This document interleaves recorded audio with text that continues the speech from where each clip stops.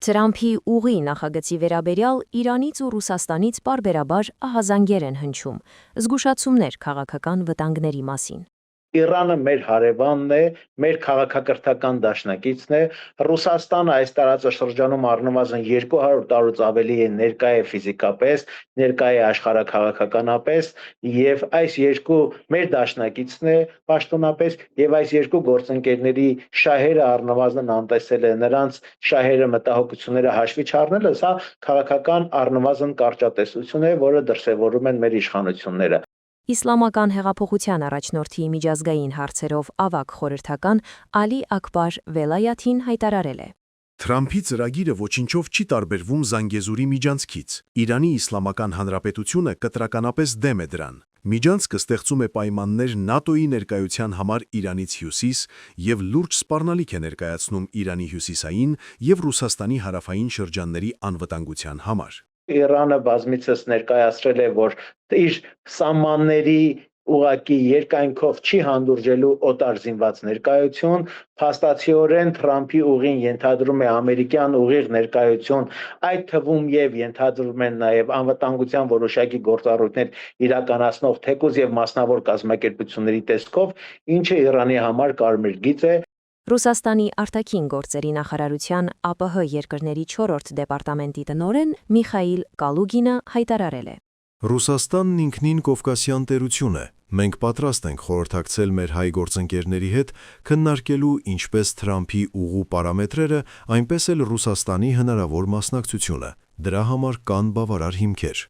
Ռուս գործընկերները վերջերս ներկայացրեցին, որ իրենք նույնպես հետաքրքրված են Թրամփի ուղի նախագծով եւ Հայաստանի իշխանությունների հետ պատրաստ են քննարկել այդ նախագծին միանալու հնարավորությունները, բայց շատ արագ կայծակնային արագությամբ արդեն հայկական իշխանական վերնախավից հնչեցին տեսակետներ, որ այստեղ ռուսներն անելիք չունեն։ Ասում են, սուրբ տեղը դատարկ չի մնում։ Ռուսներին տարածաշրջանից հանելով ով է գալու նրանց փոխարեն։ Հայաստանի իշխանություններն ումով են ուզում փոխարինել ռուսներին, բարձ հարց է առաջանում։ Անվտանգության այն մեծ բարձիկները, այն մեծ հովանոցները, որ կան մեր տարածաշրջանում, առնվազն երկու հիմնական բևեռների միջև են բաշխված, դա ռուսական անվտանգության հովանոցն է ՀՊԿ-ի տեսքով եւ դա ՆԱՏՕ-ի անվտանգության հովանոցն է, իսկ մեր տարածաշրջանում ՆԱՏՕ-ն այդ անվտանգության ապահովման հիմնական գործառույթը վերապահում է իր ամենատարածաշրջանային խոշոր գործընկերոջը Թուրքիային։ Պետք է լավ հասկանանք, որ Հայաստանի անվտանգությունը վերապահել թուրքական պետությանը, իսկ Թուրքիայի ազգային անվտանգության ռազմավարության մեջ սևով սպիտակի վրա գրված է, որ Հայաստանի Հանրապետությունը Թուրքիայի ազգային անվտանգության սպառնալիքների թվին է պատկանում։ Այսինքն մի պետություն, որը պաշտոնապես Հայաստանը համարում է սպառնալիք եւ Հայաստանի գոյությունը իրենց համար առնվազն անթույլատրելի ճոխություն է, դու քո ֆիզիկական անվտանգությունդ վերապահում ես այդպիսի պետության։ Քաղաքագետ Խաչիկ Գալստյանը նկատում է. հայ-թուրքական ջերմացումը, հայ-ադրբեջանական քիրվայությունը պատմական կարճատեսություն է։ Արցախի հայաթափումը, Արցախի դավաճանական հանձնումը որոշակորեն կա նաև ռուսական կողմի պատասխանատվությունը դրանում, բայց նորից եմ կրկնում, երբ որ դուք որոշակորեն ձեր ավանդական դաշնակցին փոխարինում եք եւ փորձում եք Թուրքիայի միջամտությամբ ձեր անվտանգությունը ապահովել, հիմնական սպառնալիքի աղբյուրը վերջին 100-200 կամ վերջին 100-ամյակների ընթացքում թուրքական գործոնը միշտ եղել է սպառնալիք հայկականության, հայ ժողովրդի եւ մեր պետականության համար։ Հիմա սրանք որոշել են, ինչպես բոլոր ոլորտներում են իրենք պարտությունը հաղթանակ են վերածել, դժբախտությունը երջանկություն են դիտարկում, նույնն էլ այս նույն ոճաբանությամբ հիմնական սպառնալիքի աղբյուր հանդիսացող Թուրքիային սարքում են գործընկեր, իսկ գործընկերոջը սարքում են սպառնալիքի նորանոր աղբյուր։ Ռուսաստանը դեռ սպասում է Հայաստանի վերջնական կողմնորոշմանը, տեսնի Հայաստանի իշխանությունների քաղաքակրթական ընտրությունը ինչի վրա է կանգնելու, իսկ Իրանը չի ուզում առանց այդ էլ սուր անկյուններն ավելի սրել։ Իրանը ավելի շատ իր ազգային պետական շահերը փորձում է ռեալիզացնել իր պետության սահմաններից դուրս։ Այսինքն, եթե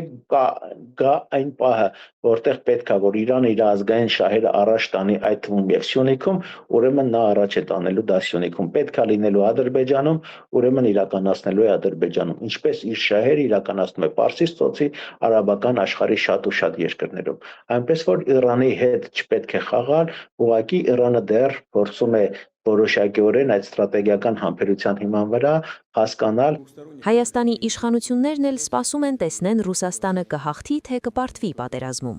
Եթե արևմտյան բլոկը հաղթում է, Ռուսաստանը Ուկրաինայում պարտվում է եւ այլն, ռուսական գործոնեականորեն թուլանում է ամբողջ աշխարհում, պարզ է, որ ռուսների հետ հարաբերությունները որպես գերակայություն համարելը դա արդեն տրենդային չի համարվելու, մենք խելապակա գնում ենք դեպի արևմտյան վեկտոր։ Ռուսներն են կարողանում ռևանշ անել, հետ վերադառնալ, քամբեկ անել եւ դառնալ խոշոր աշխարհական սեղանի շուրջ խոշոր խաղացող, սրանք արդեն վիզները ծուր, ինչպես բազմիցս մենք տեսել ենք, կգնան Պուտինի մոտ, վիզները ծուր, կասեն կներես Վլադիմիր Վլադիմիրիչ, սխալվել ենք,